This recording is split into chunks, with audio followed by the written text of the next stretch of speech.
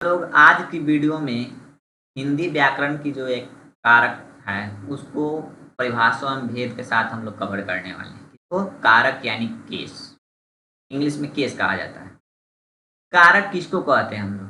क्रिया के साथ जिसका प्रत्यक्ष संबंध होता है उसी को कारक कहते हैं। या कह सकते हैं संज्ञा या सर्वनाम के जिस रूप से वाक्य के अन्य शब्द हो, यानी संज्ञा सर्वनाम या क्रिया के साथ उनका संबंध सूचित हो, वही क्या होता है? कारक होता है।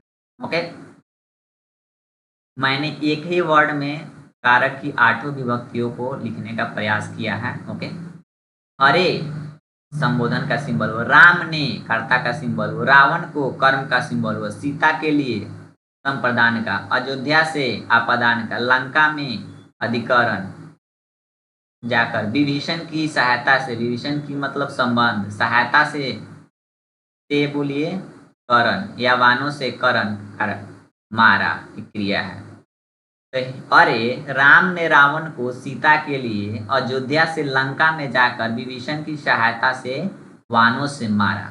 ओके, ये एक सेंटेंस था, हम लोग समझ गए। कारक के भेद कोई पूछेगा आपको हिंदी में कि कारक के कितने भेद होते हैं, तो आप लोग बताइएगा कारक के 8 भेद होते हैं। ओके, कारक का नाम हम लोग देख लेते हैं, उसका विभक्ति चिन्ह देख लेते हैं। ओके, कारक, पहला कारक है कर्ता कारक, नॉमिनेटिव केस। इसका सिंबल होता है चिन्ह ने, कर्ता ने, और एक ब्लैंक भी सिंबल होता है, मतलब कहीं पे नहीं यूज होता है। राम ने किताब पढ़ा तो ने तो सिंबल आ गया। उसके बाद मैं किताब पढ़ता हूँ, इसमें कहाँ आया? मैं भी तो करता हूँ, तो इसलिए कभी डॉट होता है, यानी कभी कभी लुप्त होता है इसका सिंबल। तो हम लोग पढ़ेंगे आने वाली वीडियो में कर्ता के ने चिन्ह का प्रयोग कहाँ कहाँ होता है। ओके, दूसरा है कर्म कारक, ऑब्जेक्टिव केस, जिसका सिंबल होता है को और एक डॉट भी होता है। ओके, लुप्त।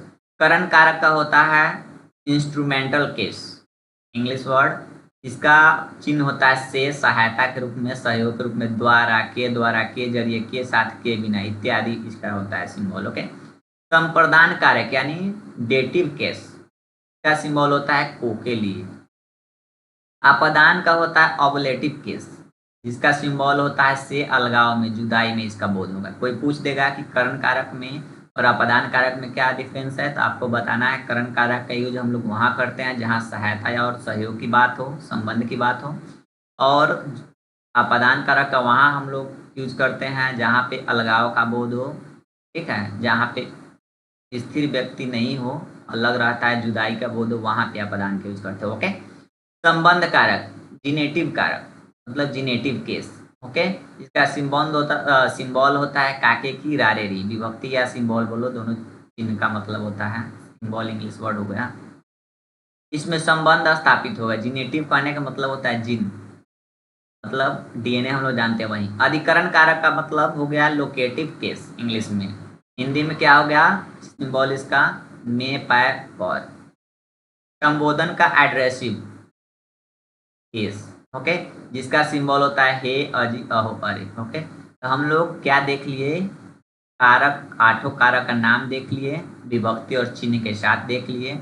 अब हम लोग देखते हैं कि विभक्तियों का प्रयोग 2 तरह से होता है, एक विश्लिष्ट और एक संश्लिष्ट। ओके, हम लोग इसको देखते हैं। विभक्ति का प्रयोग 2 तरह से होता है, एक विश्लिष्ट और एक संश्लिष्ट। विश्लिष्ट का मतलब होता है संज्ञाओं के साथ आने वाली विभक्तियां अलग रहती हैं। जैसे देखिए, राम ने पेड़ पर, रावण को, लड़कों के लिए, ये सब क्या है? संज्ञा है। राम नाम है, संज्ञा है। पेड़ क्या है? नाम है, संज्ञा है। रावण क्या है? नाम है, संज्ञा है। लड़का क्या है? नाम है, नाउन है, संज्ञा है। ठीक है, इसके साथ जब भी हम लोग विभक्ति के यूज करते हैं हटा कर लिखते हैं। देखिए अलग रह रहा है कि नहीं? राम ने को अलग अलग लिखे कि नहीं? राम ने अलग है, पेड़ है अलग, पर अलग है, उसी तरह सबका है इत्यादि। लेकिन संश्लिष्ट जो होता है ना, सर्वनामों के साथ आने वाली विभक्तियां मिली रहती है, संश्लिष्ट हो जाती है। ठीक है, यह होता है संश्लिष्ट। उसका देखिए का सिंबल मिल गया कि नहीं? उसमें किस पर मिल गया कि नहीं? तुमको, तेरा, तुम्हारा, सर्वनाम के साथ जब आता है वह मिल जाता है, विभक्ति उसी में सट जाता है, मिल जाता है। ओके, तो हम लोग विश्लिष्ट और संश्लिष्ट समझ गए। विभक्ति का प्रयोग 2 तरह से होता है, जो आशा करते हैं कि ये आप लोग को नया लगा होगा। ओके, हम लोग देखते हैं कर्ता कारक। कर्ता कारक सिंपल होता है, क्रिया के संपादन करने वाले को कर्ता कारक कहते हैं या काम करने वाले को कर्ता कारक कहते हैं। ओके, जैसे राम पढ़ता है, यहाँ पढ़ने का काम कौन कर रहा है? राम, तो राम हो गया कर्ता। सीता ने गीत गाई, ठीक है, तो यहाँ पे गीत गाने का काम कौन कर रही है? सीता, तो यहाँ पे क्या हो गया? सीता कर्ता कारक। ने सिंबल यहाँ पे दिख रहा है, यहाँ पे लुप्त है, दिख रहा है कि नहीं? राम में लुप्त है, यहाँ पे दिख रहा है। तो हम लोग पढ़ेंगे आने वाली वीडियो में कि कर्ता के ने चिन्ह का प्रयोग कहाँ कहाँ करते हैं। ओके, कर्म कारक, क्रिया का फल जिस शब्द पर पड़ता है उसे कर्म कारक कहते हैं। पिता ने पुत्र को बुलाया, ठीक है, बुलाया है, बोलिया लिखा गया है, सॉरी, बुलाया। पिता ने पुत्र को बुलाया, तो क्रिया का फल किस पे पड़ रहा है? कर्म पे। पिता ने किसको बुलाया भाई? तो पुत्र को, तो पुत्र क्या हो गया? कर्म कारक। वो सिंबल यहाँ पे है, तो वो सिंबल को यहाँ पे हमने रेड कलर से किया हुआ है। राम आम खाता है, राम क्या खाता है भाई? राम तो यहाँ नाम कर्ता कारक हो गया, खाने का काम कर रहा है, लेकिन खाने का क्रिया का खाना जो है, राम आम खाता है, तो खाने का फल किस पर पड़ रहा है? आम पर। आम क्या हो गया यहाँ पे? कर्म कारक हो गया, ठीक है। क्रिया का फल जिस पे पड़ेगा वही होता है कर्म कारक, ध्यान रखना। नेक्स्ट है करण कारक, जिस शब्द से क्रिया के संबंध का बोध हो उसे करण कारक कहते हैं। सहयोग वाला बोले हैं, सहायता संबंध, जब आ जाएगा आपको समझ जाना है करण कारक। मैं कलम से लिखता हूँ, कलम यहाँ क्या कर रहा है? सहायता कर रहा है कि नहीं लिखने में? यह करण कारक हो गया। राम के द्वारा पत्र लिखा जाता है, ठीक है, तो राम के द्वारा पत्र लिखा जाता है, तो के द्वारा जो क्या है यहाँ पे सिंबल है? करण कारक का, ठीक है। तो क्या हो गया? यह क्रिया के साथ संबंध स्थापित कर रहा है कि राम के द्वारा पत्र लिखा जाता है। आज पत्र लिखा जाता है तो किसके द्वारा? था राम के द्वारा। तो ये सब क्या हो गया? सिंबल से पकड़ लेना है कि इसमें कौन सा कारक लगा हुआ है, ठीक है। राम यहाँ कर्ता कारक है, लेकिन यहाँ पे के द्वारा सिंबल होने की वजह से क्या हो गया? यहाँ पे करण कारक हो गया है इसमें, राम के द्वारा में, ठीक है।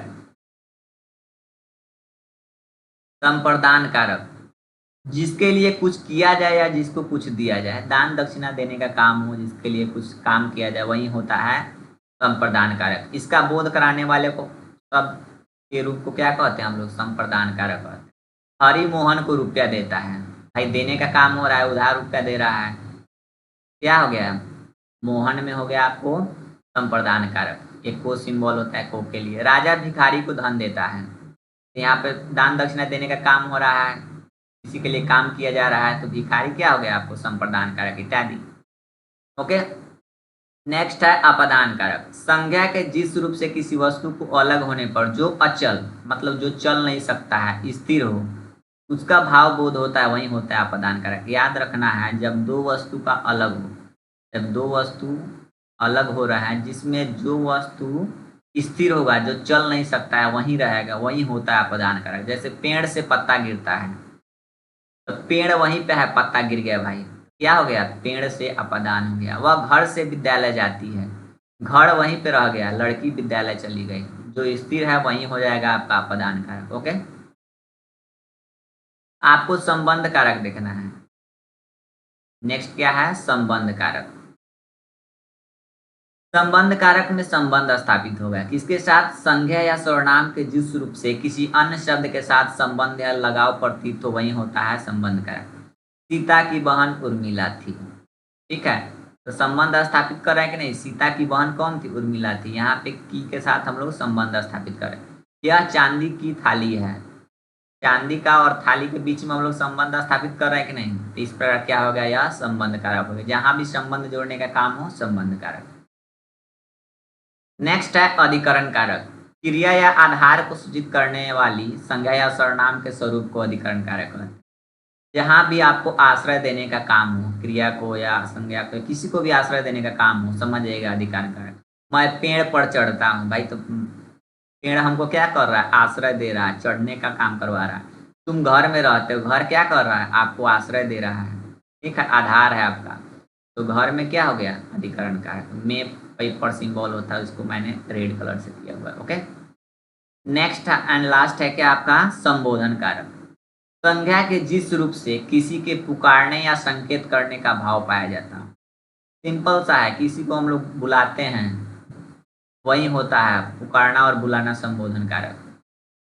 जैसे हे भगवान मेरी रक्षा कीजिए, भगवान को हम लोग पुकार रहे हैं, हे भगवान, हे कहकर हम लोग क्या कर रहे हैं, संबोधन कर रहे हैं। अरे तुम कहाँ,